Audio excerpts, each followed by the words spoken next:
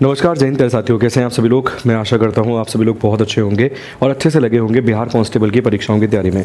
जैसे कि आप सभी लोग जानते हैं कि फॉर्म आप लोगों ने फिल कर दिया है। जिसे नहीं करना था बेसिकली उसने नहीं किया है, जिसे करना था उसने फिल कर दिया और लाखों लाख फॉर्म यहाँ पे भरे गए होंगे। अभी मेरे पास ये डाटा तो नहीं है कि कितने लाख विद्यार्थियों ने फॉर्म भरा है, मगर यकीन मानिए पिछली बार बहुत अच्छे खासे फॉर्म यहाँ पे भरे गए थे, 18 लाख के आसपास।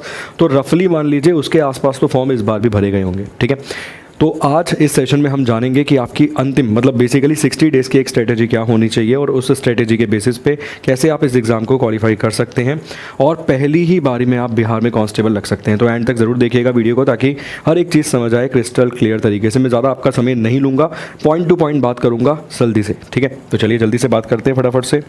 सबसे पहले अगर हम बात करें तो यहाँ पर आपके सामने स्ट्रेटेजी के पहले आपको देखने के लिए मिलता है यहाँ पे कि बिहार कांस्टेबल बेसिकली पैटर्न क्या है, किस तरीके का पेपर होगा, कितना समय दिया जाएगा, कितने नंबर है, उन चीज़ों को डिस्कस कर लेते हैं। तो देखिए, central selection board of constable conduct करवाएगा। Name of examination Bihar police constable की बात कर रहे हैं। वैकेंसीज 19,838 हैं, अभी इतनी है। उम्मीद करते हैं कि आने वाले समय में कुछ वैकेंसीज इसमें ज़रूर ऐड ऑन हो। मोड ऑफ एग्जाम क्या है, OMR शीट, वो जो शीट मिलती है ना ऐसे करके OMR, जिसमें ऐसे करके गोलों को काला करना होता है, वैसा एग्जाम होगा। नंबर ऑफ प्रश्न होंगे 100, टोटल मार्क्स होंगे 100, मतलब एक प्रश्न का एक उत्तर, एक प्रश्न करने पर एक नंबर आपको दिया जाएगा। इसके अलावा 2 घंटे का समय दिया जाएगा, जो कि मोर देन सफिशिएंट है, मतलब 120 मिनट मोर देन सफिशिएंट है किसी भी एग्जाम को क्वालिफाई करने के लिए जिसमें 100 क्वेश्चन होते हैं, यकीन मानिए। ठीक है, नेगेटिव मार्किंग नहीं है। तो भाई जो भी विद्यार्थी जाएगा वो प्रयास यही करता है अपनी तरफ से कि 100 में 100 मारूँ। ठीक है, मतलब मैं अटैम्प्ट 100 में से 100 करूँगा, बाकी देखा जाएगा जितने सही होते हैं। ठीक, चलिए इसके अलावा यदि हम बात करें तो पेपर हमने पैटर्न तो देख लिया, अब ये देख लेते हैं कि किस प्रकार के प्रश्न आपको मिलते हैं। देखो, Hindi English general awareness current affair 50 यहाँ पर आपको प्रश्न मिलेंगे, 50 ही मार्क्स होंगे। इसके बाद ये देखिए एक बार, physics chemistry biology history polity geography maths economics any two optional, मतलब ये बेसिकली अलग है। तो यहाँ पर ये आपको देखने के लिए मिलेगा क्या, 25 यहाँ पे दिए गए हैं, बट कुछ पर्टिकुलर नहीं होता कि किससे कितने प्रश्न बनेंगे, ये एक अलग चीज़ है। ठीक है, तो ओवरऑल अगर आप देखेंगे तो 100 प्रश्न यहाँ पर आपको देखने के लिए मिलेंगे। 120 मिनट का समय दिया जाएगा। आपको इंग्लिश हिंदी भी पढ़नी पड़ेगी, GA भी पढ़नी पड़ेगी, करंट भी पढ़ना पड़ेगा, फिजिक्स केमिस्ट्री बायो भी पढ़नी पड़ेगी, हिस्ट्री भी पढ़नी पड़ेगी, पॉलिटी ज्योग्राफी मैथ्स इकोनॉमिक्स, ये सब चीज़ें आपको पढ़नी पड़ेंगी, तब जाकर आप अपने एग्जाम को क्वालिफाई कर पाओगे। ठीक है, चलिए ये पेपर पैटर्न समझ आ गया, एग्जाम का पैटर्न समझ आ गया कि क्या होना चाहिए। अब यहाँ से आपकी रणनीति क्या होनी चाहिए। देखिए, अगर आप 8 घंटे पढ़ाई कर रहे हैं तो मैं 8 आवर्स की ही स्ट्रेटेजी आपके साथ साझा करूंगा। ठीक है, अगर आप 8 घंटे पढ़ाई कर रहे हैं, 8 आवर्स पढ़ाई कर रहे हैं, तो इस 1 घंटे को आपको प्रॉपर निकालना है। किसके लिए, देखिए हम जानते हैं कि यहाँ पे 2 घंटे का समय में दिया गया है किसको सॉल्व करने के लिए, पेपर को सॉल्व करने के लिए। मगर घर में हम प्रयास करेंगे कि भाई 1 घंटा 1 आवर जो होगा वो हम हमारे प्रैक्टिस पेपर के लिए रखेंगे। किसके लिए रखेंगे, प्रैक्टिस पेपर के लिए यहाँ पर हम रखेंगे हमारा 1 घंटा। ठीक है, 1 से ये 1 पॉइंट मतलब 1 घंटा 30 मिनट हो जाए, कोई दिक्कत नहीं है उसकी, उसमें कोई समस्या नहीं है, मगर कोशिश करिएगा 2 घंटे ना आपके जाए। ये डेली बेसिस का रूटीन आपको फॉलो करना चाहिए। एटलीस्ट एक प्रैक्टिस पेपर आपको डेली बेसिस पे देना चाहिए। ठीक है, बाकी समय आपको देना चाहिए थ्योरी के लिए। किसे देना चाहिए, बाकी समय आपको थ्योरी के लिए देना चाहिए, और उस थ्योरी में भी आपको सेगमेंट बांटने चाहिए प्रॉपर। ठीक है, कैसे, जैसे आप समझ रहे हैं कि फिजिक्स केमिस्ट्री बायोलॉजी इसकी भाई अच्छी वेटेज है, तो आपको कम से कम इसे डेली के 2 आवर्स 2 घंटे मिनिमम बता रहा हूँ सर, ये देने ही चाहिए।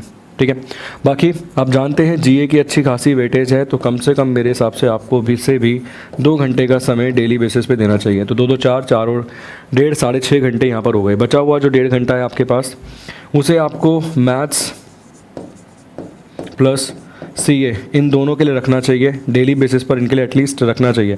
आप इसमें थोड़ा बहुत फ्लक्चुएशन कर सकते हैं, मगर कोशिश करिए इसे तो 2 घंटे रखें।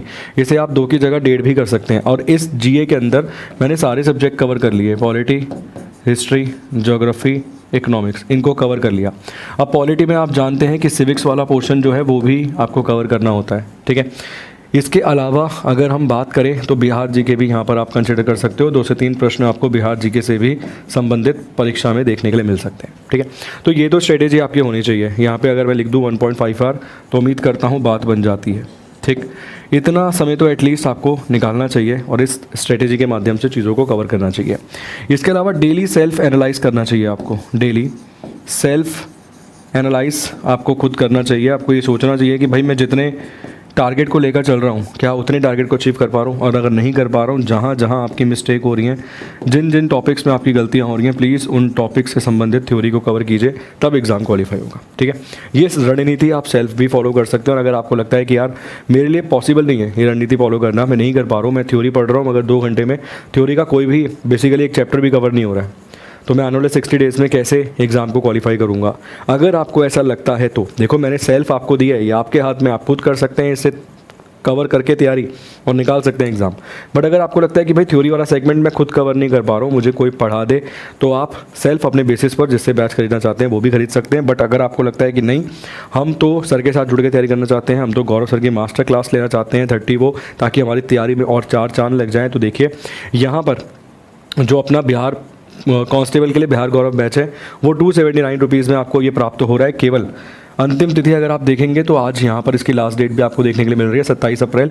279 रुपीज़ का बैच है, इसी में टेस्ट सीरीज़ भी आपको एकदम मुफ्त मिल जाती है। मतलब ये सारा काम इसमें ऑटोमेटिकली कवर हो जाता है। जो स्ट्रेटेजी मैंने बोर्ड पर लिखी है वो स्ट्रेटेजी 100% आपकी कवर हो जाती है किसमें, इस बैच के माध्यम से। ठीक है, यकीन मानिए बेस्ट स्ट्रेटेजी है सर, ये तो करना ही करना है भाई, इसको करे बिना यकीन मानो तुम कभी सेल्फ एनालाइज कर ही नहीं पाओगे कि तुम्हारी मिस्टेक्स क्या हैं, तुम्हारी गलती क्या है, और जब तक गलती पता नहीं चलेगी उस गलती पे काम कैसे करोगे। ठीक, उम्मीद करता हूँ कि तैयारी तो अच्छे हो ही रही थी, और थोड़ी सी बेहतर इस वीडियो को देखने के बाद आपको एक स्ट्रेटेजी समझ आई होगी कि भाई अब यहाँ से हमें कैसे आगे बढ़ना है। ठीक है, बट 8 से 10 घंटे मोर देन सफिशिएंट है, 8 आवर्स भी कहूँगा मोर देन सफिशिएंट है। ऐसा नहीं है एक दिन 20 घंटे पढ़ लिए, एक दिन 1 घंटा पढ़ रहे, एक दिन 10 घंटे पढ़ लिए, एक दिन 2 घंटे पढ़ रहे। एक प्रॉपर समय निश्चित कीजिए, उतना तो यकीनन डेली बेसिस पर पढ़ना ही है। ठीक है, चलिए बहुत बहुत शुक्रिया आप सभी लोगों का, बहुत बहुत धन्यवाद, thank you so much, God bless you.